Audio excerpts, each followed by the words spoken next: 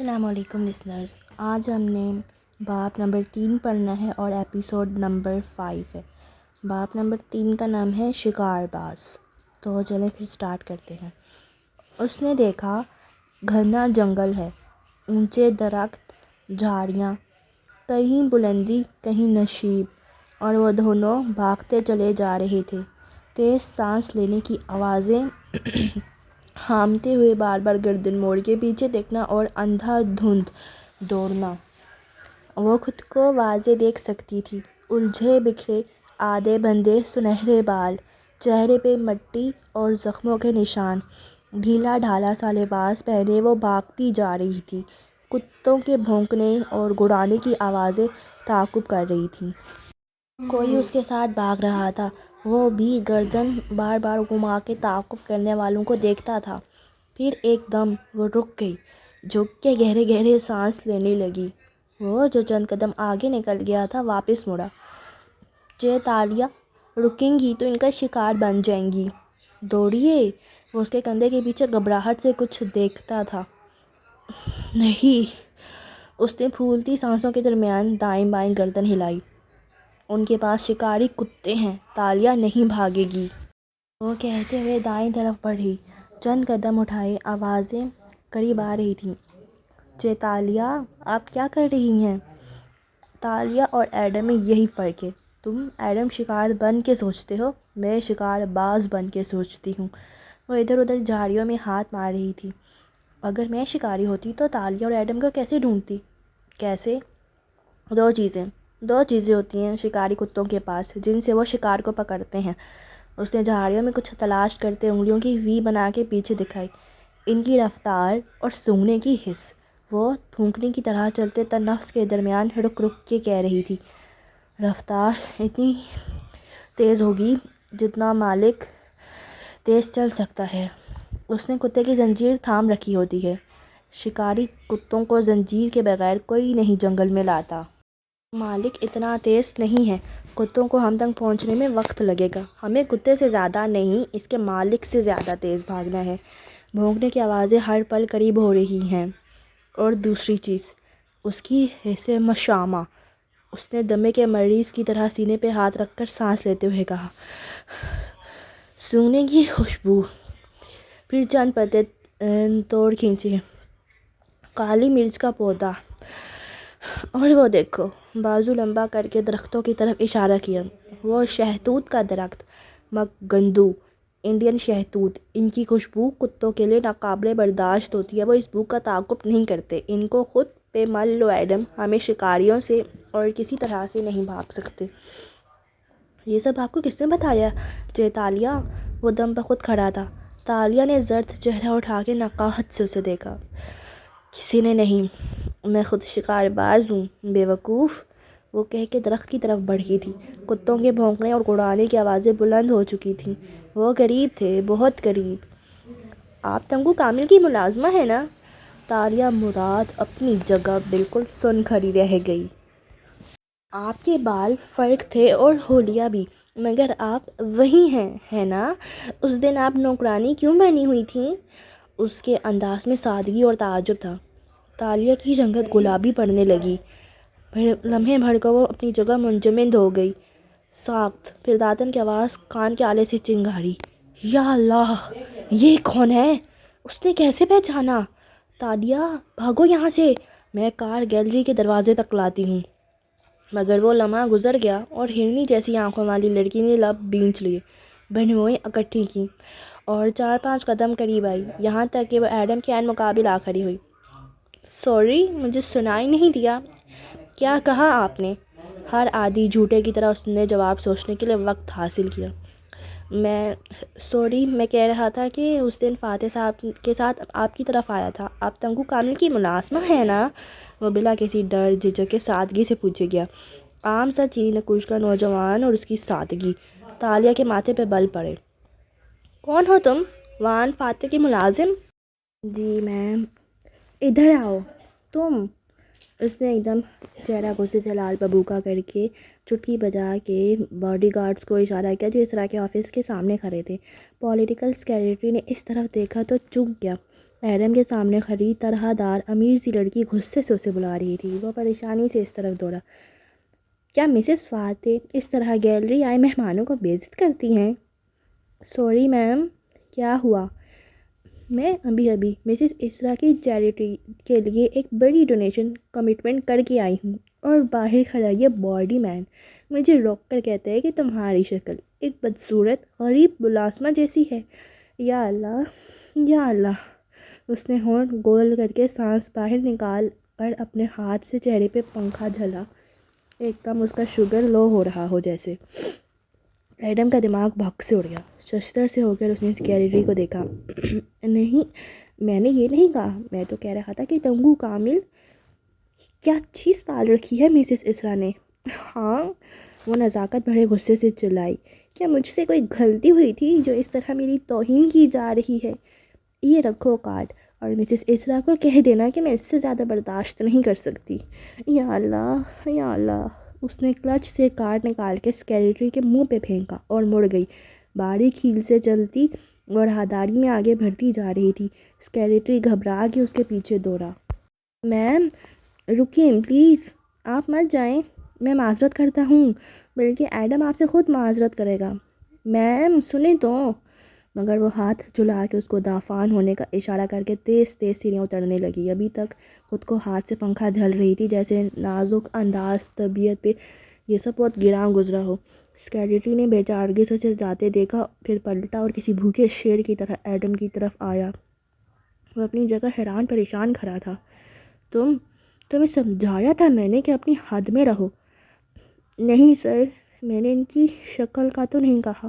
یا اللہ، میں تو کہہ رہا تھا کہ اس دن وہ ان کی ملازمہ تھی، اور آپ بکواس بند کرو۔ سیکریٹری نے زور سے اس کو کندھے سے پکڑ کے پیچھے دھکا دیا تو ایڈم کا چہرہ سرخ ہوا، مگر اس نے ضبط سے مٹھیاں بھینچ لیں۔ سر، آپ زیادتی کر رہے ہیں۔ تمہیں تو اب میں بتاؤں گا کہ زیادتی کے معنی کیا ہوتے ہیں۔ وہ آندھی طوفان کی طرح اندر لپکا۔ آفس میں وہ تینوں اسی طرح کھڑے تھے۔ اسرا برہمی سے کچھ کہہ رہی تھی، اس کے یوں مداخل ہونے پہ اس طرف متوجہ ہوئی۔ وہ جو مس یہاں سے ابھی گئی ہیں وہ کارڈ واپس کر گئی ہیں، بہت غصے میں تھیں۔ کیا؟ جہاں اسرا کا دماغ بھگ سے اڑ گیا وہیں ایش تیزی سے سیدھا ہوا۔ کیوں؟ کیا ہوا؟ فاتح مرکزی کرسی پہ بیٹھا تھا، بنا کسی تاثر کے سیکریٹری کو دیکھے گیا۔ ایڈم نے ان سے بدتمیزی کی، ان کو روک کے ان پہ جملے کسے، وہ اس توہین پہ برا منا کے چلی گئی۔ ایڈم کون ہے؟ اشر نے ناگواری سے ٹوکا۔ عبداللہ کی جگہ جو نیا لڑکا آیا ہے، جب سے آیا ہے باس کے ہر ملنے جلنے والے سے فرینک ہونے کی کوشش کر رہا ہے۔ اس کو مستقل نوکری چاہیے، اس لیے شاید کانٹیکٹس بنانا چاہ رہا ہے۔ یقیناً ان خاتون کو بھی یہی کہا ہوگا، پھر ان کے انکار پہ ان سے بدتمیزی کر بیٹھا۔ اف، بلاؤ اس ایڈم کو! اسرا غصے سے چنگاری۔ میں اس کے ساتھ اتنی مہربان رہی اور یہ میرے کلائنٹس کو بھگا رہا ہے۔ تم حوصلہ رکھو کاکا، میں دیکھتا ہوں۔ ارے تم بیٹھو، میں ہوں نا۔ اشر نے چہرے کو جلد ہموار کر لیا اور اسے تسلی دیتا باہر نکلا۔ سیکریٹری اس کے پیچھے لپکا۔ اسرا نے بے بسی سے فاتح کو دیکھا تو اس نے ہلکے سے شانے اچکا دیے جیسے کہہ رہا ہو، میں معاملے سے واقف ہی نہیں تو کیا کروں۔ باہر تمام گارڈز موجود تھے۔ ایڈم پریشان سا ان سے الگ کھڑا نظر آتا تھا۔ اشر اسپاٹ چہرے کے ساتھ چلتا ہوا اس کے سامنے جا کھڑا ہوا۔ تم نے مسز اسرا کی مہمان سے بدتمیزی کی؟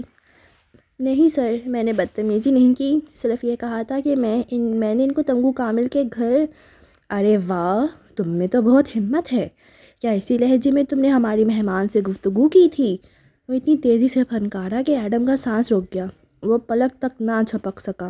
سامنے کھڑا قیمتی سوٹ میں ملبوس ایک طاقتور آدمی اس کو سلگتی نظروں سے دیکھ رہا تھا۔ ایڈم کو پہلی دفعہ خوف محسوس ہوا۔ کتنے دن رہ گئے ہیں تمہارے کام کو ختم ہونے میں؟ 6 دن سر، سیکریٹری گردن آگے کر کے تیزی سے بولا۔ کیا میں نے تم سے پوچھا ہے؟ اشر نے ایک تیز نگاہ اس پہ ڈالی تو وہ گھبرا کے پیچھے ہو گیا، پھر وہ واپس ایڈم کی طرف متوجہ ہوا۔ تم ان خاتون سے اپنے رویے کی معافی مانگو گے، سنا تم نے؟ رملی! اس نے تحکم سے اپنی چیف آف سٹاف کو آواز دی۔ ادھیر عمر اینک والا رملی پیچھے ہی کھڑا تھا، فوراً آگے آیا۔ باس، ان خاتون کا پتہ معلوم کرو، پھر دعوت نامے اور اس بیوقوف کو لے کر ان کے گھر جاؤ اور اگر یہ لڑکا معافی مانگنے سے انکار کرے تو اس کو گھر بھیج دو بغیر تنخواہ کے اور عبداللہ کو واپس بلا لو۔ مرمری راہداری کی ساری یاسین ایڈم بن محمد کی آنکھوں میں اتر آئی۔ اس نے سر جھکایا۔ اشر آگے بڑھ چکا تھا اور رملی اس کے ساتھ تھا۔ پیچھے اب اسے پولیٹیکل سیکریٹری کی کھڑی کھڑی سننی تھی۔ اس لڑکی کے بارے میں تمام معلومات لے کر آنا۔ بینک بیلنس کتنا ہے، شیئرز کن کمپنیز میں ہیں، اور سب سے بڑھ کر کوئی شوہر، منگیتر، دوست وغیرہ ہے یا سنگل ہے۔ اشر راہداری میں سبق قدموں سے چلتا تب بھی آواز میں رملی کو ہدایات دے رہا تھا۔ میں بخوبی سمجھ گیا باس۔ وہ تیز اس کے قدم سے قدم ملانے کی کوشش کر رہا تھا۔ داتن کار کا دروازہ کھولے گیلری کے باہر کھڑی تھی جب تالیہ باہر نکلی۔ ہوا سے اس کے سنہری بال اڑنے لگے تو اس نے سفید ہیٹ سر پہ رکھ لیا۔ ماتھے پہ بال ویسے ہی تھے اور آنکھوں کی خفگی بڑھ چکی تھی۔ وہ پچھلی سیٹ پہ آ بیٹھی تو داتن اسٹیئرنگ وہیل تھامے دوسرے ہاتھ سے موبائل پہ بٹن دبا رہی تھی۔ کیا کر رہی ہو؟ اس نے کوفت سے اسے مخاطب کیا۔ معلوم کرنے کی کوشش کر رہی ہوں کہ ہم کس تھانے کی حدود میں موجود ہیں تاکہ جب یہ ہمیں گرفتار کروا کے وہاں بھیجے تو مجھے پہلے سے پتہ ہو کہ یہاں میرا کون کون جاننے والا ہے۔ کار چلاؤ داتن، ہم نہیں پکڑے جا رہے۔ تلخی سے کہتے ہوئے اس نے دروازہ بند کیا تو داتن نے سر ہلا کے کار آگے بڑھا دی۔ تھانہ یہاں سے 10 منٹ کے فاصلے پہ ہے۔ جب تک وہ پولیس کو بلائیں گے ہم مین روڈ کراس کر کے آگے نکل چکے ہوں گے۔ داتن ریلیکس، ہم محفوظ ہیں، اور جب وہ ہمیں تھانے لے جائیں گے مین روڈ سے گرفتار کر کے تو تمہیں سب سے پہلا میرا پہلا اصول یاد آئے گا کہ جب ہماری اداکاری کھل جائے تو تالیہ چیخ کر بولی، وہاں سے فوراً بھاگتے ہیں۔ تالیہ کے پاس ہمیشہ اگلا پلان ہوتا ہے، اور میرے کان میں مت چیخو موٹی۔ وہ دونوں کانوں پہ ہاتھ رکھ کے جواباً چلائی۔ داتن نے لب بھینچ کے اسے بیک ویو مرر میں دیکھا۔ وہ ڈسٹرب نظر آتی تھی۔ داتن دھیمی پڑی۔ یہ کون تھا اور اس نے تمہیں کیسے پہچانا؟ مجھے کیا معلوم، کوالالمپور اتنا بڑا شہر ہے، یہاں ہزاروں بہروپیے روز بھیس بدل کے لوگوں سے ملتے ہیں، کوئی کسی کو نہیں پہچانتا۔ میرا تو حلیہ بھی فرق تھا۔ اس نے دونوں ہاتھوں میں سر گرا لیا، پھر چونک کے چہرہ اٹھایا۔ ضرور یہ کوئی خطرناک آدمی ہے جو وان فاتح کے ساتھ جڑا ہے، کسی ایجنسی کا بندہ یا انٹرپول کا انڈر کور ایجنٹ۔ یہ وان فاتح کے باڈی مین کی جگہ 11 دن کے لیے آیا ہے۔ ڈینگی اسکیم کے وقت معلومات اکٹھے کرتے مجھے پتہ چلا تھا، مگر مجھے اتنا اہم نہیں لگا تو میں نے اس کی زیادہ جانچ پڑتال نہیں کی۔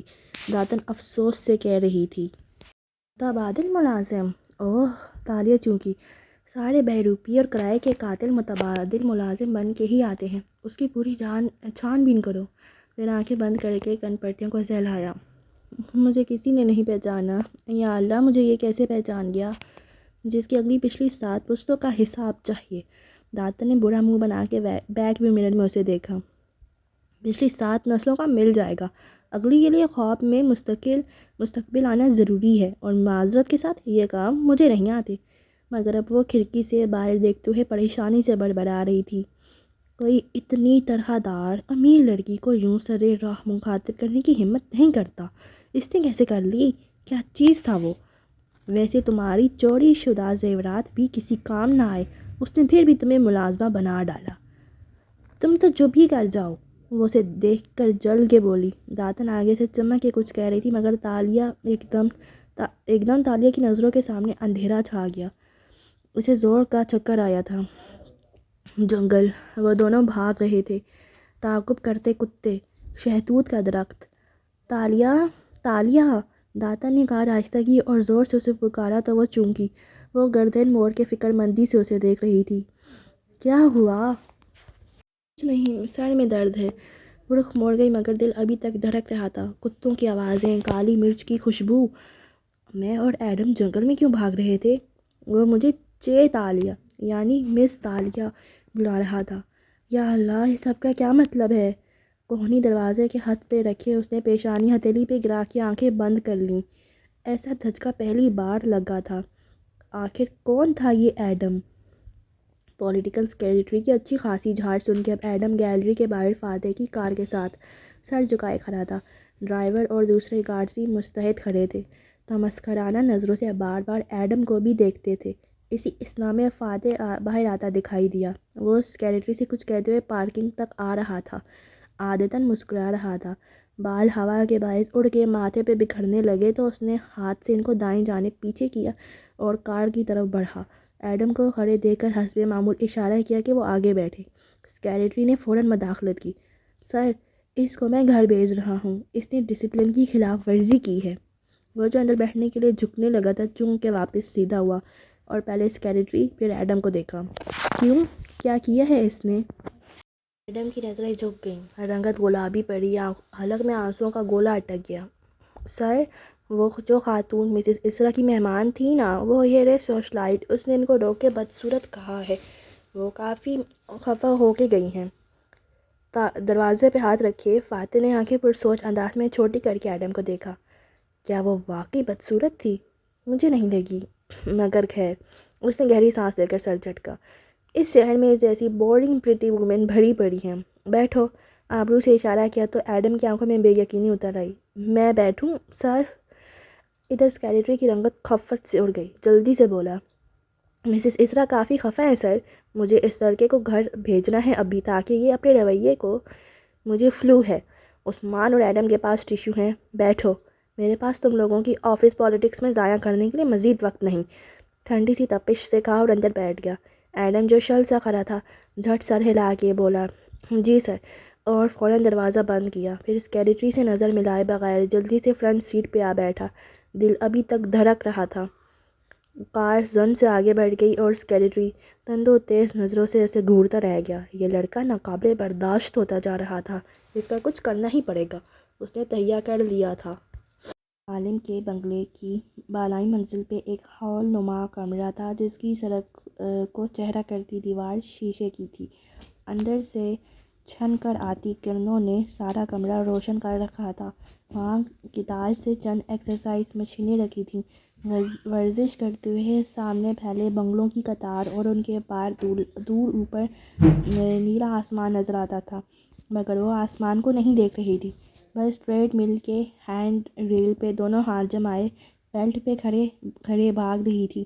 ورزش کے رف کپڑوں میں ملبوس، سنہری بالوں کو اونچی جوڑی میں باندھے جس سے گردن تلے گول جلنے کا نشان صاف نظر آ رہا تھا، وہ پسینے پسینہ کھڑی تھی۔ آنکھیں کھڑکی پہ جمی تھی لیکن شاید دماغ کے اندر تک الجھی تھیں۔ ان میں بے بسی بھرا غصہ ہلکوڑے لے رہا تھا۔ دفتر اسے شیشے کی دیوار پہ عکس دکھائی دیا۔ داتن عقب میں کمرے کے اندر داخل ہوئی تھی۔ تالیہ نہ رکی، نہ پلٹی، اسی طرح ٹریڈ مل پہ بھاگتے ہوئے بولی، معلوم کیا ہے تم نے؟ کون ہے وہ ایڈم؟ کرائے کا قاتل؟ کوئی جاسوس؟ بہروپیہ؟ تالیہ! بھاری بھرکم داتن ہچکچاتے ہوئے قریب آئی۔ تالیہ نے بٹن دبایا اور ٹریڈ مل کی رفتار بڑھائی۔ قدموں تلے بچھا رننگ بیلٹ مزید روانی سے بھاگنے لگا۔ وہ لڑکا ایڈم کبھی گرفٹنگ نہیں کرتی، وہ پورے تنفس کے دوران خود سے بولی جا رہی تھی۔ گرفٹر وہ ٹھگ ہوتا ہے جو بیس بدل کے لوگوں سے مختلف اسکیموں کے نام پہ پیسے بٹورتا ہے۔ میں کیٹ برگلر ہوں، رات کو دبے پاؤں پھلانگ کے آنے والا چور۔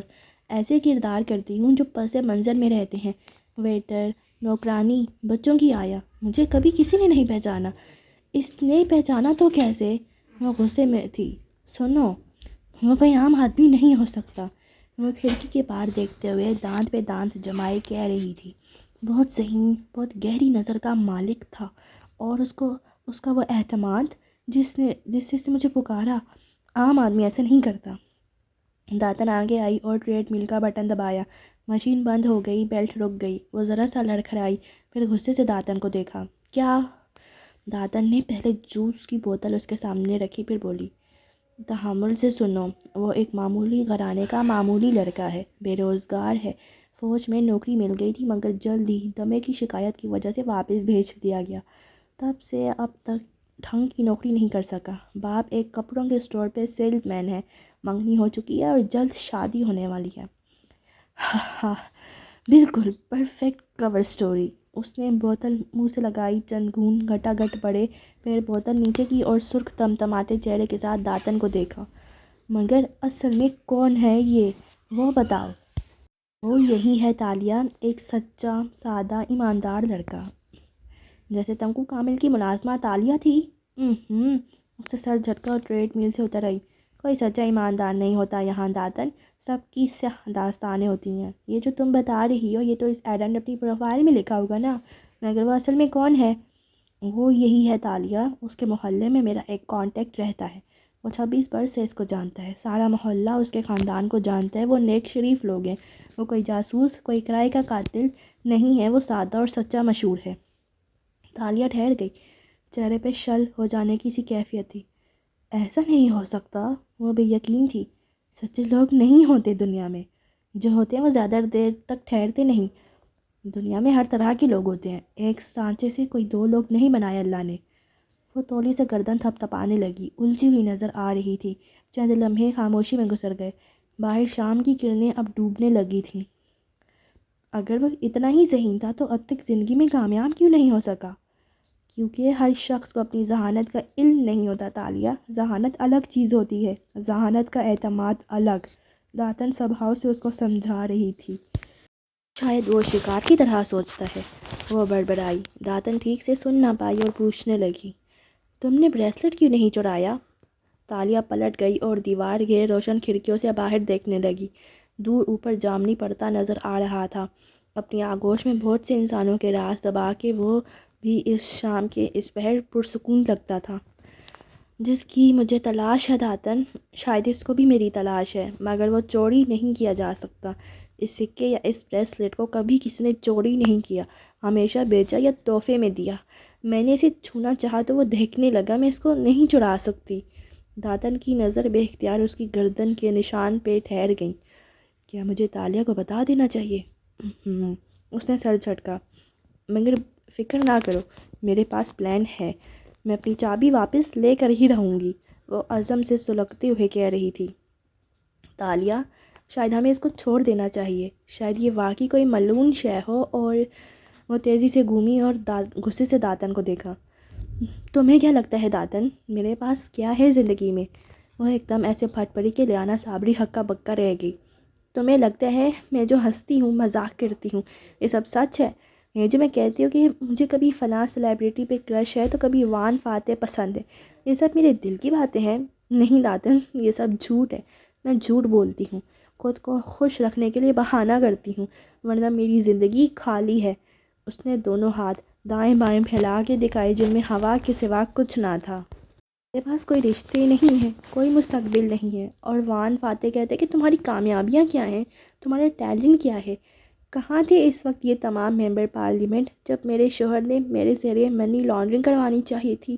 کہاں تھے یہ قانون کے ادارے جب میں اور تم ملیشیا کی سڑکوں پہ مارے مارے پھرتے تھے اور ہمارے پاس کھانے کو کچھ نہیں تھا؟ ہم نے اذیت کاٹی ہے، بھوک اور مفلسی کاٹی ہے، اور اب میری زندگی میں ایک ہی خواب بچا ہے۔ اس کی آواز دھیمی ہوئی اور آنکھوں میں آنسو آ گئے۔ ایک چھوٹا سا جزیرہ ہو اور وہ میرا ہو، اس کے اوپر ایک پہاڑ کی چوٹی پہ ایک قلعہ ہو اور میں وہاں حکومت کروں، جزیرے کے لوگ مجھے چور نہ سمجھیں، وہ میری عزت کریں۔ ہاں، وہاں میں سچی ایماندار بن کے رہ سکتی ہوں، مگر اس شہر میں شاید کبھی نہیں۔ مجھے اپنی زندگی کی ساری خوشیاں، ساری دولت ان امیر لوگوں سے حاصل کرنی ہے داتن، میں غریبوں کا مال کبھی چوری نہیں کرتی، صرف ان امیر لوگوں سے لیتی ہوں جو پیسے کو مس نہیں کرتے۔ میں لوگوں کے دل نہیں دکھاتی، اور وہ کہتے ہیں تمہاری کامیابیاں کیا ہیں؟ آنسو ٹپ ٹپ اس کی آنکھوں سے بہہ رہے تھے اور بولتے بولتے اس کی ہچکی بند گئی تو وہ وہیں کھڑکی کے ساتھ فرش پہ بیٹھتی چلی گئی، ایسے ہی اکڑوں حالت میں، اور تھوڑی گھٹنوں پہ رکھ دی، آنسو ہنوز گر رہے تھے۔ اتنی دکھی ہو تالیہ؟ داتن دھیرے سے اس کے سامنے ہوم جم مشین کی سیٹ پہ بیٹھی اور ملال سے اس کا چہرہ تکا۔ میں اندر سے خالی ہوں لیانا، میری زندگی کا کوئی مقصد، کوئی عزم، کچھ نہیں ہے۔ شاید وہ ٹھیک کہتا ہے، میں کچھ نہیں کرتی، میری کوئی کامیابیاں نہیں ہیں۔ اس نے ہتھیلیوں سے آنسو رگڑے اور روندی آواز میں بولی، پھر گردن موڑی تو دیکھا کالونی کی سڑک پہ ایک عورت واکر کو دھکیلتی دکھائی دے رہی تھی۔ واکر میں کوئی بچہ تھا جس کے اوپر وہ چھاتا تانے ہوئے تھی۔ مجھے نہیں جاننا میرے ماں باپ کون تھے، مجھے صرف یہ بات دکھ دیتی ہے کہ انہوں نے مجھے کیوں چھوڑا۔ کیا کوئی ایسے اپنے بچے کو چھوڑ کے بھول جاتا ہے؟ اس کی آزردہ آنکھیں سڑک پہ چلتی عورت پہ جمی تھیں۔ یہ لوگ خوش قسمت ہیں، ان کے پاس کوئی گھر ہے جہاں پہ کوئی ان کا انتظار کرتا ہے، میرے پاس تو وہ بھی نہیں ہے۔ داتن اگر میں اس اونچے محل میں مر بھی جاؤں تو کتنے دن ہمسایوں کو بھی خبر نہیں ہوگی۔ داتن کی آنکھیں نم ہوئیں اور میں تالیہ نے گردن موڑ کے گیلی آنکھوں سے اسے دیکھا۔ ایک تم ہی ہو، مگر لوگ کہتے ہیں خون کے رشتے سب کچھ ہوتے ہیں، دوستی کا رشتہ کچھ نہیں ہوتا۔ مجھے خوف آتا ہے کہ تم بھی مجھے چھوڑ کے چلی جاؤ گی۔ اگر میرے ماں باپ مجھے چھوڑ سکتے ہیں تو مجھے کوئی بھی چھوڑ سکتا ہے، اس لیے میں ڈھیر ساری دولت حاصل کرنا چاہتی ہوں داتن۔ وہ کم از کم میرے ساتھ تو رہے گی۔ سونا اور ہیرے دھوکہ نہیں دیتے، بس ایک آخری واردات۔ اس نے سختی سے آنکھیں رگڑیں جو اندر سے گلابی پڑ گئی تھیں۔ داتن نے ٹوٹے دل کے ساتھ گہری سانس لی اور گھٹنوں پہ ہاتھ رکھ کے اٹھی۔ میرے تمہارے جیسے لوگ کبھی نہیں نیک ہو سکتے تالیہ، ہم کبھی سچے اور ایماندار نہیں ہو سکتے۔ اس کا چہرہ بجھا بجھا سا تھا۔ وہ پلٹی اور دھیرے دھیرے قدم اٹھاتی کمرے سے نکل گئی۔ تالیہ نے چہرہ گھٹنوں میں دے دیا، آنسو پھر سے بہنے لگے تھے۔ داتن والی سیڑھیوں پہ بیٹھ گئی، اس کی آنکھوں سے بھی آنسو ٹوٹ ٹوٹ کے سیاہ چہرے پہ پھسل رہے تھے۔ شام دھیرے دھیرے تاریک ہوتی گئی۔ کہ پوں کا علاقہ رات کو اتنا روشن نہیں تھا جتنے امراء کے علاقے ہوتے تھے۔ یہاں لوگ وقت پہ سو جاتے تھے۔ سڑک کے دونوں اطراف قطار میں چھوٹے چھوٹے ایک منزلہ گھر بنے تھے جن کی مخروطی چھتیں تھیں۔ ایڈم جس وقت لکڑی کا گیٹ کھول کے کوٹ کندھے پہ لادے اندر داخل ہوا، گھر کا برآمدہ روشن تھا مگر اس کے چہرے کی جوت بجھی ہوئی تھی۔ وہ وہیں برآمدے کے سٹیپ پہ بیٹھ گیا۔ قریب میں مرغیوں کا ڈڑبہ تھا جس کے اندر پروں تلے چوزے دبائے بیٹھی مرغی نے ہلکی سی کھٹاک کی جیسے چونکی ہو۔ جالی دار دروازے کے کھلنے کی آواز آئی تو ایڈم نے گردن موڑی۔ اس کی ماں وہاں کھڑی حیرت سے اسے دیکھ رہی تھی، اسکارف سر پہ لپیٹے، لمبی قمیض اور کرنگ یعنی اسکرٹ کی طرح پہنے، وہ جیسے اس کو دیکھ کے فکر مند ہو گئی تھی۔ تم یہاں کیوں بیٹھے ہو؟ اندر آ جاؤ۔ میں اتنا بے وقوف کیوں ہوں؟ ایبو یعنی ماں، وہ تھوڑی گھٹنوں پہ گرائے سامنے دیکھتے ہوئے اداسی سے بولا۔ ماں نے گہری سانس لی اور چند قدم چل کے قریب آئی۔ ایڈم نے چہرہ موڑ کے اس کے جوتوں کو دیکھا جو اس کے ساتھ آ رکے تھے۔ ان سے نکلتے پیروں پہ ادھیر عمر کی کتنی لکیریں پڑی تھیں۔ کیا ہوا ہے؟ وہ ڈھارس بندھانے والے انداز میں پوچھتی اس کے ساتھ نیچے بیٹھی۔ میں نے آج کتنی بڑی بے وقوفی کی ہے، تم سوچ بھی نہیں سکتی ایبو۔ سوچ سکتی ہوں، تم بتاؤ۔ وہ گردن موڑ کے سکون سے اس کا چہرہ دیکھ رہی تھی۔ مجھے شرم آئے گی، وہ خفت زدہ لگتا تھا۔ سچ بولنے والوں کو اگر سچ پہ شرم آنے لگے تو جھوٹ بولنے والے جھوٹ کہتے وقت گردن کڑا لیا کرتے ہیں۔ مجھے معلوم ہے میرا بیٹا جھوٹ نہیں بولے گا۔ ایڈم نے نظریں اٹھا کے اسے دیکھا۔ تم میرا یقین کرو گی؟ کیا پہلے کبھی نہیں کیا؟ میں سچ کہہ رہا ہوں، میں نے اس کے ساتھ بدتمیزی نہیں کی تھی۔ وہ جھوٹ بول رہی تھی یا شاید غلط سمجھی تھی۔ وہ روحان سا ہو گیا تھا۔ کون؟ وہ لڑکی، وہ گیلری میں آئی تھی۔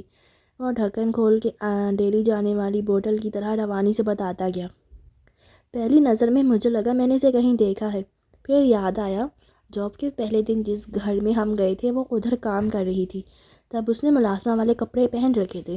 آج وہ بالکل فرق لگ رہی تھی، اتنے سارے زیور پہنے، بال چمکیلی کیے، مگر مجھے وہ وہی لگی تھی۔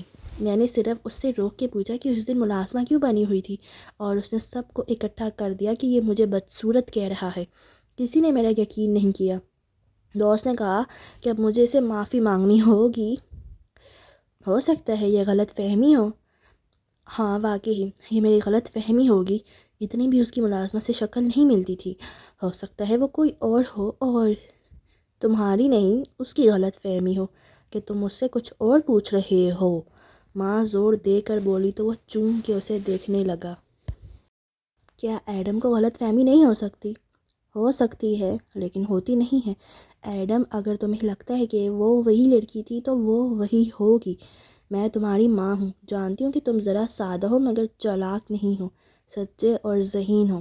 لیکن ایک چیز، تمہاری نظریں وہ ہمیشہ سے بہت گہری تھیں۔ گھر میں کوئی چیز کھوتی تو میں تم سے کہتی، تم منٹ میں ڈھونڈ لیتے۔ بازار سے سودا لانا ہوتا تو تمہیں بیچتی، تم ایک نظر میں ساری دکان دیکھ لیتے کہ کچھ اور بھی تو کم نہیں ہے گھر میں۔ واقعی میری نظر اچھی ہے نا؟ وہ خود بھی حیران رہ گیا۔ ہاں ایڈم، تمہاری نظر جھوٹ نہیں بولتی کیونکہ تمہارا دل جھوٹ نہیں بولتا۔ اگر تم کبھی جھوٹ بھی بول لیتے تھے تو چند گھنٹوں میں ہی سارا سچ میرے سامنے کھول دیتے تھے۔ دنیا میں دو طرح کے لوگ ہوتے ہیں ایڈم، ایک وہ جو سچے ہوتے ہیں اور ایک وہ جو جھوٹے ہوتے ہیں۔ تیسری قسم کا وجود ہی نہیں ہے۔ ہمارے رسول اللہ صلی اللہ علیہ وآلہ وسلم خود بھی سچے تھے اور وہ ہم سے یہ چاہتے تھے کہ ہم بھی سچے بنیں، کیونکہ بیٹے جب انسان دوسروں سے سچ بولتا ہے تو اس کے اعضاء اس سے سچ بولنے لگتے ہیں، اس کا دل اس کو غلط کا احساس دلاتا ہے اور نظریں اس کو کسی جھوٹ کا شکار نہیں بننے دیتی۔ میں نہیں جانتی کہ وہ لڑکی کون ہے اور اس کا کیا معاملہ ہے، لیکن میں اتنا جانتی ہوں کہ تمہاری نظر تمہیں دھوکہ نہیں دے گی۔ وہ اس کی باتوں پہ بالکل گم سم سا ہو گیا۔ ذہن کے جالے صاف ہوئے تو دل الجھنوں میں گھر گیا۔ وہ جو خود کو ملامت کر رہا تھا کہ کیوں ایک لڑکی کو ملازمہ سے ملایا، اب پھر سے چونک گیا۔ تم نے اسے اس لیے روکا کیونکہ تمہارے دل نے کچھ غلط ہوتے دیکھا۔ ایک انسان دوسرے روپ میں دیکھا تو دل کو لگا یہ غلط ہے اور تم نے سادگی سے اپنی الجھن بیان کر دی۔ یہی ہوا ہوگا، ہے نا؟ تم اسے معافی مانگ لینا اور بات ختم کر دینا، کیونکہ تمہیں کیا معلوم کس کی کیا مجبوریاں ہیں۔ تم بس اپنے کام پہ دھیان دو، خوب محنت کرو، پتہ ہے۔ وہ ایک دم مسکرائی اور یاد کر کے بولی، جب تم 6 سال کے تھے تو تمہارے باپا کے بڑے تایا ہمارے گھر آئے تھے۔ وہ بڑے نیک اور اچھے انسان تھے۔ میں نے کہا ایڈم کے لیے دعا کریں تو انہوں نے دعا مانگی کہ کھانا دو ماں۔ وہ خجالت سے اس کی بات ٹوکتا اٹھ کھڑا ہوا۔ ایڈم، ماں نے سر اٹھا کے افسوس بھری گہری سانس لی۔ تمہیں تایا جان کی دعا پہ شرمندگی کیوں ہوتی ہے؟ اللہ سے جتنا زیادہ مانگو گے وہ اتنا زیادہ ہی دے گا۔ ہاں ٹھیک ہے، اب کھانا دو نا۔ وہ اسے اٹھاتے ہوئے پھر سے بات گول کر گیا۔ مبادا ماں وہ دعا دہرا ہی نہ دے، اگر جو کسی نے سن لیا تو اف، اور اگر جو باس کے پولیٹیکل سیکریٹری نے سن لیا تو وہ کتنا ہنسے گا ایڈم پہ۔ اس نے جھڑجھڑی لی۔ ڈربے میں بیٹھی مرغی نے پھر سے کھٹاک کیا تو دیوار سے جھانکتی بلی پیچھے ہو گئی۔ رات پھر سے پرسکون ہوتی گئی۔ ماں اب کچھ خفا سی بڑبڑاتی ہوئی اٹھ کے اندر کی طرف جا رہی تھی۔ تو آپ ہی کیسی ندامت؟ ہاں، رات کوالالمپور پہ اتری تو دیسا پارک کے اس اونچے محل کے لان میں لگے پھول مہک مہک اٹھے۔ خوشبو اتنی تیز تھی کہ اندر تک آنے لگی۔ وان فاتح کے گھر داخل ہو تو ہر سو سناٹا چھایا تھا۔ ملازموں کی چہل پہل تھم چکی تھی۔ اس نے ایک ہاتھ سے کوٹ اتارتے ہوئے دوسرے کی انگلیوں سے ماتھے پہ آئے بال پیچھے کیے اور کمرے کی طرف قدم بڑھائے۔ پھر کھلا دروازہ دیکھ کے وہ ٹنکا، بہنوئی سکیری۔ دروازہ پورا دھکیلا تو لبوں سے گہری سانس نکلی۔ اسرا اس کے کمرے میں سامنے کرسی پہ بیٹھی ٹانگ پہ ٹانگ جمائے اس کی طرف دیکھ رہی تھی۔ تم سوئی نہیں ابھی تک، یا آج تمہیں دیر تک کوئی کام نہیں کرنا؟ اس نے کوٹ دوسری کرسی پہ ڈالا، پھر بیڈ کے کنارے آ بیٹھا اور شرٹ کے کف کھولنے لگا۔ تم نے آج اس لڑکی کے ساتھ برا کیا فاتح، وہ ہماری کلائنٹ تھی، ڈونر تھی۔ وہ خفگی سے ایک دم بولی تو وہ جو کف کا بٹن کھول رہا تھا رک کے حیرت سے اسے دیکھا۔ آنکھوں میں الجھن بھر گئی۔ کون سی لڑکی؟ جس کو تم نے میرے آفس میں یہ کہہ کر بے عزت کیا کہ وہ کچھ نہیں کرتی اور اس کے آرٹ کے شوقین کی توہین الگ کی۔ فاتح چند لمحے اسے دیکھتا رہا، پھر یاد آیا۔ سنہرے بالوں اور بڑی آنکھوں والی لڑکی، اچھا وہ، اس کو میں نے برا بھلا کہا تھا یا ایڈم نے؟ وہ سمجھ نہیں پایا کہ اس کی غلطی کیا تھی، پھر یاد کیا، ویسے میں نے کچھ غلط تو نہیں کہا تھا اس کو۔ اب وہ کندھے اچکا کے جھک کے بوٹ کے تسمے کھولنے لگا۔ میں اگر یہ دیکھوں کہ میرے سامنے ایک ایسا انسان کھڑا ہے جس کی زندگی میں بڑا کوئی مقصد نہیں ہے، وہ اپنی زندگی ضائع کر رہا ہے، اور میں ظاہر کروں کہ میں اسے اتفاق کرتا ہوں، یہ تو غلط بات ہے۔ مگر وہ دنیا کو ایسے نہیں دیکھتی ہوگی جیسے تم دیکھتے ہو۔ نہ دیکھے، مجھے کیا فرق پڑتا ہے؟ اس نے بے نیازی سے کندھے دوبارہ اچکاتے جھکے دوسرا تسمہ کھولا۔ فاتح، تم چاہتے ہو کہ میں تمہارے کیریئر میں تمہیں سپورٹ کرتی رہوں، لیکن تمہیں میرے فائدے نقصان سے فرق نہیں پڑتا۔ اس نے دکھ اور غصے کے ملے جلے تاثرات آنکھوں میں بھرے اسے دیکھا۔ وہ بوٹ اتارتے ہوئے اسے سادگی سے بولا، دیکھو اسرا، میرے الفاظ کو ٹویسٹ کر کے اگر تم آرگیومنٹ جیتنا چاہتی ہو تو جیت لو، میں برا نہیں مناؤں گا، لیکن ہم دونوں کو معلوم ہے کہ یہ کوئی ایسا ایشو نہیں ہے جس پہ تم اتنی توانائی ضائع کرو۔ میری مہمان ڈونر کو خفا کرنا ایشو نہیں ہے۔ واہ، کیا میں تمہارے مہمانوں کے ساتھ ایسے کرتی ہوں؟ کیا میں اچھی بیوی کی طرح پوز کر کے ان کی خاطر مدارت نہیں کرتی؟ ہاں، اب تمہارا آرگومنٹ کمزور پڑ رہا ہے۔ فاتح نے جرابیں اتارتے ہوئے افسوس سے نگاہیں اٹھا کے اسے دیکھا۔ اگر تم اس بات پہ برا مناتی کہ میں کسی لڑکی سے اچھے سے بات کر رہا ہوں تو میں اسے ایک جائز ذلیل سمجھتا، لیکن برے سے بات کرنے پہ اتنا جھگڑا۔ آخر میں گویا ملال کر کے وہ اٹھا اور ٹائی ڈھیلی کرتے ہوئے ڈریسنگ روم کی طرف چلا گیا۔ وہ بے اختیار اٹھی اور غصے بھری بے بسی سے اسے جاتے دیکھا۔ تم کبھی نہیں سمجھتے کہ جو کنکر تم دریا میں پھینک دیتے ہو ان کے دائرے کتنی دور تک پھیل کے ہمیں متاثر کرتے ہیں، چاہے وہ میں ہوں، میرا کاروبار ہو، تمہارا کریئر ہو، یا اس کی آنکھیں گیلی ہوئیں، یا آریانہ ہو۔ وہ جو الماری کھولے کھڑا ہینگرز الٹ پلٹ کر رہا تھا اس بات پہ ایک دم ٹھہر گیا، پھر آہستہ سے واپس پلٹا تو اس کے چہرے میں کچھ بدلا ہوا سا نظر آتا تھا، جیسے کوئی زخمی پن سا ہو آنکھوں میں، کسی بجھی راکھ کی پرچھائیاں ہو۔ تم آریانہ کو درمیان میں لائے بغیر بھی جیت سکتی ہو اسرا، یہ بحث جیسے کوئی اداس ماتم سا آواز میں ہو۔ میں تم سے جیتنا نہیں چاہتی، میں صرف یہ چاہتی ہوں وان فاتح کہ تم اپنی ایروگنس کے کھول سے باہر نکل کے دیکھو کہ تمہاری وجہ سے ہم کیا کچھ نہیں سہ چکے۔ اس کی آنکھوں سے آنسو بہہ رہے تھے اور وہ مٹھیاں بھینچ کر درد سے چلا رہی تھی۔ تم نے اپنے جنون کے ہاتھوں ہم سب کو تباہ کر دیا ہے۔ آریانہ کو کھونا تمہاری غلطی تھی، میری بیٹی تمہاری وجہ سے مجھ سے دور ہوئی ہے۔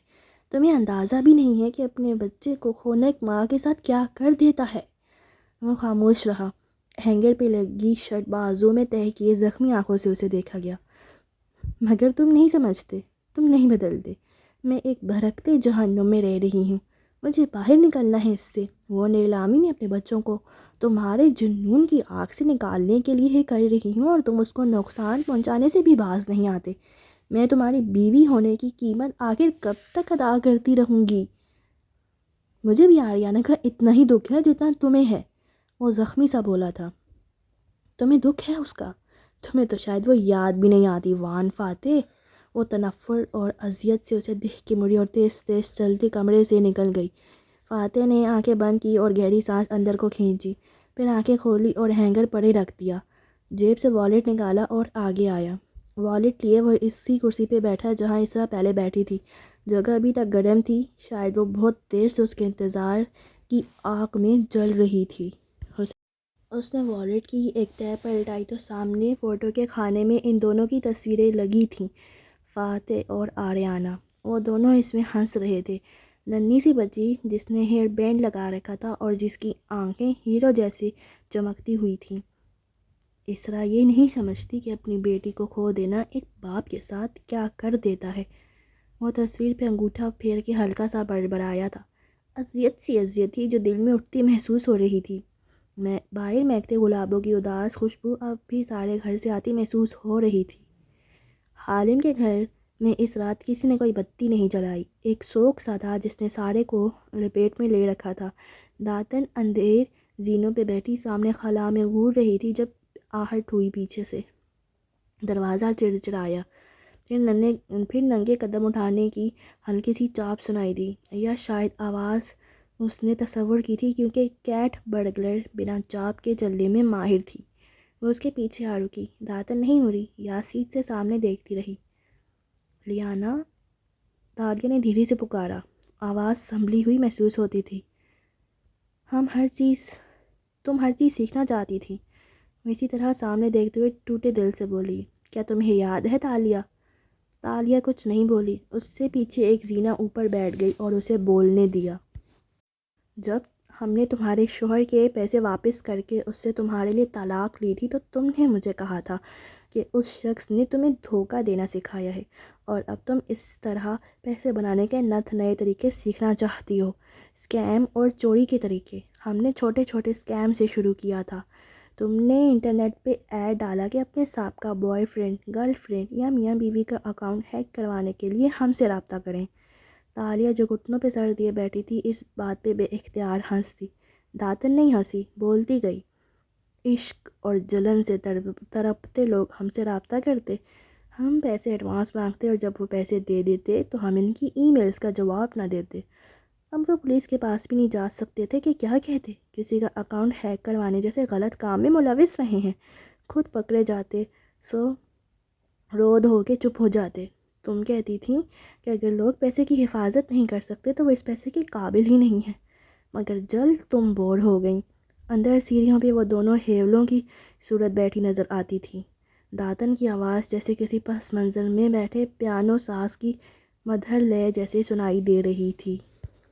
ہم نے کرائے کا گھر لیا تھا، سر چھپانے کا ٹھکانہ تھا، 2 وقت کا کھانا مل جاتا تھا، مگر تم ناخوش تھیں۔ تم کہتی تھی داتن، دھوکہ دہی ایک آرٹ ہے، اور آرٹ میں دھوکے کا احساس نہیں ہونا چاہیے۔ جس طریقے سے ہم لوٹ رہے ہیں، اس میں لٹ جانے کے بعد لوگوں کو احساس ہو جاتا ہے کہ ان کے ساتھ دھوکہ ہوا ہے۔ یہ احساس میری ذہانت کی توہین ہے۔ دنیا کے سب سے بڑے کون گیمز یعنی فریب کبھی نہیں پکڑے جاتے۔ پھر ہم نے چھوٹی چھوٹی چوریاں شروع کیں، مالز میں، بازاروں میں عورتوں سے ٹکرا کے ان کے زیور اتار لیتے۔ تمہاری انگلیاں اس کام میں ماہر تھیں، مگر تم تب بھی خوش نہیں تھیں۔ تم کہتی تھی کہ میں جزیرے پہ وہ اونچا قلعہ تو بنا لوں کسی نہ کسی طرح، مگر آہنت کے ساتھ نہیں۔ تمہیں مزید صفائی سے کام کرنا تھا۔ تب تم نے فیصلہ کیا کہ تم آرٹ تھیف بنو گی، کیٹ برگلر، یعنی جو بلی کی طرح کہیں بھی گھس کے بنا آرٹ کے کچھ چرا لاتا ہے۔ تمہیں پینٹنگ کا شوق تھا، مگر تم اسے کرنا نہیں جانتی تھی۔ پھر تم آرٹ اسکول گئیں، تم نے پینٹ کرنا سیکھا، تم نے مختلف فن سیکھے، تم نے گن چلانا سیکھا، لڑنا سیکھا، تم نے خود کو کسی ہتھیار کی طرح تراشا۔ تالیاں ٹھوری گھٹنوں پہ رکھے محف سی سنے گئی، جیسے شہریار کو شہرزاد کسی خوبصورت رات میں الف لیلا داستان سنا رہی ہو، جیسے وہ کسی اور کی کہانی ہو۔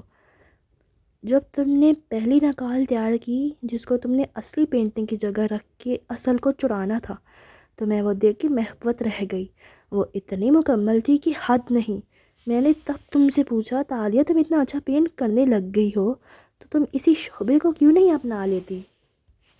تم نے کہا، داتن، اگر میں بہت اچھی پینٹنگ بھی بناؤں تو وہ 2-3 ہزار سے زیادہ کی نہیں بکے گی، لیکن اگر میں کسی قدیم پینٹنگ کی نقل تیار کروں اور پھر بھرپور پلاننگ کے ساتھ اس کو اصل کی جگہ رکھ کے اصلی چڑا لوں، تو اس اصلی پینٹنگ کو میں بلیک مارکیٹ میں 50-60 لاکھ کا بیچ سکتی ہوں۔ کوالالمپور بھرا پڑا ہے بیکار پینٹر سے، اور کوالالمپور بھرا پڑا ہے چوروں سے، مگر آرٹ تھیف وہ ہوتا ہے جو یا تو کسی ماہر نقال کو اپنے ساتھ رکھے یا خود نقال پینٹ کرنا جانتا ہو۔ فارجر کے بغیر آرٹ تھیف نہیں بن سکتی میں، اور کسی فارجر پہ اعتبار نہیں کر سکتی۔ مجھے خود فارجری سیکھنی ہوگی۔ پھر تم نے پینٹنگز کے علاوہ دوسری چیزوں کی نقال بھی تیار کرنا شروع کی، انعامی scheme, black ticket, prize bond, اور ہم امیر ہوتے گئے۔ تم نے ہر چیز سیکھی سوائے ایک چیز کے۔ کہتے کہتے اس نے مڑ کے تالیہ کو دیکھا، جو اب اس کے ایک دم بات کو اندھے موڑ پہ لانے پہ چونک کے گردن اٹھا کے اسے دیکھنے لگی تھی۔ اور وہ ہے چوری کا فن، ہاتھ کی صفائی۔ یہ تمہیں ہمیشہ سے آتا تھا، مجھے نہیں آتا تھا۔ میں نے کچھ نہیں سیکھا، ساری عمر ایک جیولری سٹور اور ایک لائبریری میں کام کیا تھا۔ جب تمہیں جیولری چرانی ہوتی تو اس کی نقل تم نہیں تیار کر سکتی تھیں، وہ میں تیار کرتی۔ پھر ہم نے حالم کے نام سے کام شروع کر دیا، لوگوں کے لیے مسئلے کھڑے کرتے اور ان کو خود حل بھی کر دیتے۔ کبھی کسی کی پینٹنگ چڑھا کے خود ڈھونڈ لاتے، اصل رکھ کے نقل اس کو واپس کر دیتے۔ کبھی کسی سے انعامی اسکیم کے لیے پیسے بٹورتے۔ تم نے بس چوری کا فن نہیں سیکھا، اور میں نے تو کچھ نہیں سیکھا سوائے ہاتھ کی صفائی اور چوری کے فن کے۔ یہ مجھے نہیں آتا تھا، تم نے مجھے سکھایا۔ تم گمنام رہنا چاہتی تھی، اپنا چہرہ نہیں دکھانا چاہتی تھی، کیونکہ تمہیں امید تھی ایک دن تم اچھی بن جاؤ گی۔ میں نے یہ ذمہ اپنے سر لے لیا۔ سوائے چند لوگوں کے تمہیں شہر میں کوئی بطور ایک چور کے نہیں جانتا، مگر میں نے اسٹریٹ کانٹیکٹس بنائے، میں نے بلیک مارکیٹ میں تعلقات استوار کیے، اور یوں ہم دونوں آرٹ اور جیولری چرانے کے ساتھ بطور حالم ان کے مالکان سے کنسلٹنسی فیس بھی لیتے تھے۔ ہم ماہر اسکیمرز بن گئے اور ہم نے مڑ کے نہیں دیکھا۔ تم کیا کہنا چاہتی ہو داتن؟ اس بات پہ داتن نے سوگوار چہرہ موڑا اور ملال سے اسے دیکھا۔ تمہیں لگتا ہے کہ تم یہ راستہ چھوڑ سکتی ہو، مگر ایسا ممکن نہیں ہے تالیہ۔ میں نے جانتی ہو ہمیشہ اپنا چہرہ کیوں مخفی نہیں رکھا، کیونکہ مجھے معلوم تھا کہ ایک دفعہ ہم اس دریا میں اتر جائیں تو واپس کی کوئی کشتی نہیں بچے گی۔ تم کبھی پینٹر بن کے خوش نہیں رہ سکتی، نہ میں لائبریرین بن کے۔ مجھے میرے بچوں نے چھوڑا یا جب میں نے ان کو چھوڑا، کیونکہ جیولری سٹور کو جو ان کاریگر مل گئے تھے اور میں ایک بوجھ تھی، تو میں نے لائبریری کے ساتھ ایئرپورٹ بھی نوکری کر لی اور اولڈ ہوم آ گئی۔ لیکن جب بعد میں میرے پاس تمہاری وجہ سے دولت آنے لگی تو میں ہر ویکنڈ پہ اپنے بچوں کے پاس جانے لگی۔ اب بھی جاتی ہوں ان کے لیے قیمتی تحفے لے کر، اور وہ یہ جانتے ہوئے بھی کہ میں ایک لائبریرین ہوں۔ مجھ سے میرا ذریعہ معاش نہیں پوچھتے۔ وہ اب میری قدر کرتے ہیں، بھلے جہاں سے بھی پیسے آئے۔ وہ خوش ہیں، میں بھی خوش ہوں، کیونکہ میں ان پہ انحصار نہیں کرتی۔ ان کے سامنے ایک مضبوط عورت ہوں، لیکن اگر میں یہ کام چھوڑ دوں تو میری قدر و قیمت وہاں ختم ہو جائے گی۔ اس لیے میں کبھی بھی نیک نہیں ہونا چاہتی، کیونکہ تالیہ، خون کے رشتے ہر ایک کے لیے کامل نہیں ہوتے۔ ہم جیسے لوگوں کی کہانیوں میں دوستی کا رشتہ زیادہ اہم ہوتا ہے۔ آئی ایم سوری داتن۔ اس نے پیچھے سے داتن کی گردن میں بازو لپیٹے اور اپنی ٹھوڑی اس کے کندھے پہ رکھ دی۔ میں اتنی ڈسٹرب تھی کہ میں بھولتی جا رہی تھی کہ میں کون ہوں اور کیا کرنے کی اہل ہوں۔ میں اپنی گیم سے باہر ہو رہی تھی، مگر اب نہیں۔ اس نے داتن کا سیاہ گال چوما اور پھر سیدھے ہو کر ایک عزم سے کھڑی ہوئی، دیوار پہ ہاتھ مارا اور لمحے بھر میں سارا گھر روشن ہو گیا۔ تیز روشنی سے داتن کی آنکھیں چمٹیا گئیں۔ اس نے فوراً پہ ہاتھ رکھا، پھر ذرا ٹھہر کے تالیہ کو دیکھا جو سینے پہ بازو لپیٹے اب سنبھلی ہوئی سی سامنے کھڑی تھی۔ اب داتن نے ہمیشہ کی طرح اس سے پوچھا، جو کہتی تھی کہ اس کے پاس ہمیشہ اگلا پلان ہوتا ہے۔ اب ہم نے انتظار کرنا ہے، یا تو ایڈم کی بات پہ یقین کر کے اسرا محمود تنگو کامل سے رابطہ کرے گی اور وہ سب میری تصدیق کر کے مجھے گرفتار کرنے یہاں آئیں گے، یا پھر اسرا محمود اپنے سٹاف کے ہاتھوں مجھے دعوت نامہ بھجوائیں گی۔ پہلی صورت میں ہمارا سامان بندھا ہوا پڑا ہو اور ہم سگنل دیکھتے ہی شہر سے فرار ہو جائیں، اور دوسری صورت میں ہم کھیل جاری رکھیں۔ داتن نے گہری سانس لی اور گھٹنوں پہ ہاتھ رکھتے ہوئے اٹھی۔ مگر کھیل ہے کیا تالیہ؟ تم نے بریسلٹ اتار کے واپس آ جانا تھا، نیلامی وغیرہ پہ تھوڑی جانا تھا۔ میں کھیل بدل رہی ہوں، پلان بی۔ اس نے مسکرا کے موبائل ٹراؤزر کی جیب سے نکالا اور نمبر ملانے لگی۔ داتن نے اچنبھے سے اس کے سیاہ فون کو دیکھا جو حالم کا تھا۔ یہ تم کس کو؟ السلام علیکم زین العابدین مولیہ، وہ بشاشت سے بولی اور داتن کو دیکھ کے ایک آنکھ دبائی۔ کیسے ہو مولیہ؟ ابھی تک درختوں پہ بوجھ بنے ہوئے ہو؟ ایکچولی اس بات پہ غور نہ کرنا، میرے حصے مزاح کا لیول تمہارے ذہن سے کافی بلند ہے۔ خیر، میں نے اس لیے فون کیا ہے کہ… وہ اعتماد سے بولتی ہوئی مسکراتے ہوئے آگے بڑھ گئی اور داتن نے تھکان بھری سانس اندر کھینچی۔ بالآخر وہ کھیل میں واپس آ چکی تھی۔ اس کی یہی بات تو سب سے اچھی تھی، گو کہ سب کی طرح گرتی تھی، مگر گرنے کے بعد ہنس کے کپڑے جھاڑتی اٹھ کھڑی ہوتی تھی۔ Plan B? داتن گھٹنوں پہ ہاتھ رکھ کے اٹھتے ہوئے بڑبڑائی۔ مجھے یقین ہے کہ یہ پلان اس کے پاس پہلے نہیں تھا اور اس نے ابھی سوچا ہے، مگر کبھی نہیں مانے گی۔ وہ بھی واپس گیم میں آ رہی تھی، اور ابھی ہم اس گیم کا اینڈ کرتے ہیں، مطلب اس ایپیسوڈ کا۔ تو مجھے دیں اجازت اور ملتے ہیں کل ایک نئی ایپیسوڈ کے ساتھ۔ اور اگر آپ کو آج کے ایپیسوڈ پسند آئی ہو، بے شک نہ آئی ہو، کیونکہ میں نے تو نہیں لکھی، آج کا ایپیسوڈ بہت اچھی تھی، ٹھیک ہے؟ تو پلیز میری ویڈیو کو لائک اینڈ کمنٹ کر دیجیے گا، اور میرا چینل سبسکرائب کر دیجیے گا۔ آپ کا بہت بہت شکریہ۔ Okay, bye bye, take care.